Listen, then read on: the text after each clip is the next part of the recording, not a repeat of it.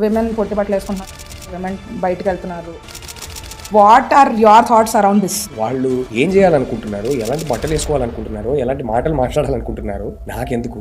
Who ఎలా బతకాలో అమ్మాయిలు చెప్పినా సరే, అమ్మాయిలు ఎలా బతకాలో అబ్బాయిలు చెప్పినా సరే ఈ ఒపీనియన్ ఎక్స్టెండ్ అవుతుంది. అరే మనకెందుకు, బతకనివ్వండి, ఎవరికి ఎలా కావాలో బతకనివ్వండి.